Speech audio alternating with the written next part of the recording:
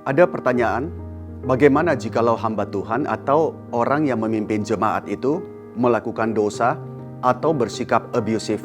Apa yang harus gereja lakukan? Nah, saudara sekalian, melayani Tuhan itu adalah satu panggilan yang mulia. Bukan hanya bagi mereka yang menjadi pemimpin jemaat, tetapi bagi setiap orang Kristen.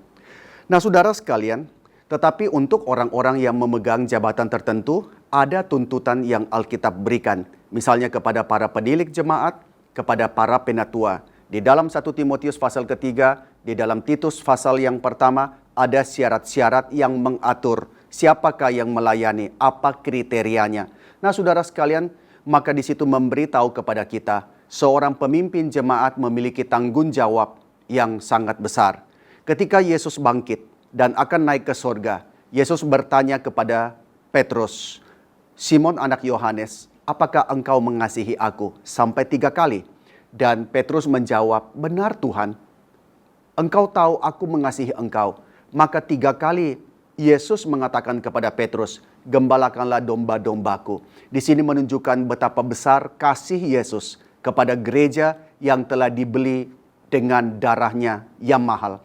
Maka karena itu orang yang memimpin jemaat harus melayani dengan sungguh-sungguh, dengan satu kepekaan dan tanggung jawab yang besar.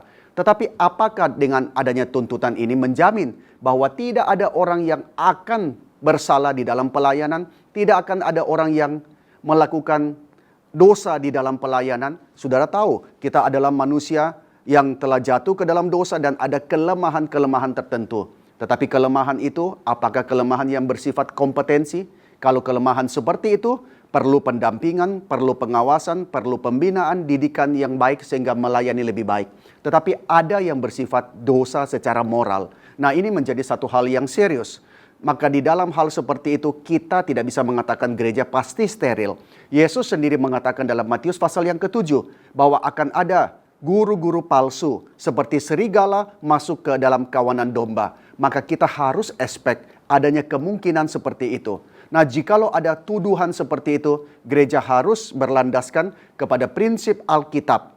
Tentu ada teguran, tetapi gereja harus menyelidiki dengan cermat jikalau tuduhan itu benar atau tidak. Jikalau tuduhan itu benar, diperiksa dengan tidak berpihak, dengan sungguh-sungguh jujur, bertanggung jawab, maka gereja harus mengkonfrontir kepada yang bersangkutan. Nah, ini kadang hal yang sulit, apalagi orang yang kita kagumi atau hormati. Tetapi di sini jemaat Tuhan jauh lebih penting.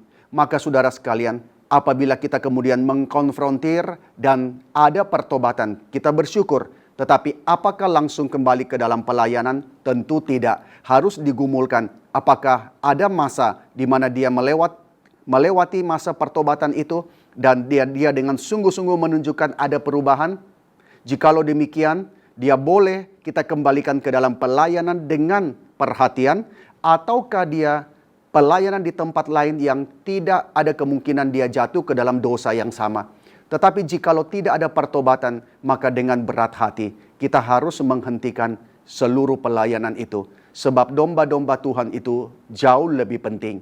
Nah, saudara yang menghadapi hal seperti itu, jangan kecewa dan meninggalkan gereja. Sebab kita bukan menjadi seorang percaya karena pemimpin itu, tetapi kita menjadi orang percaya karena kita telah ditebus oleh Kristus yang mengasihi setiap domba-dombanya.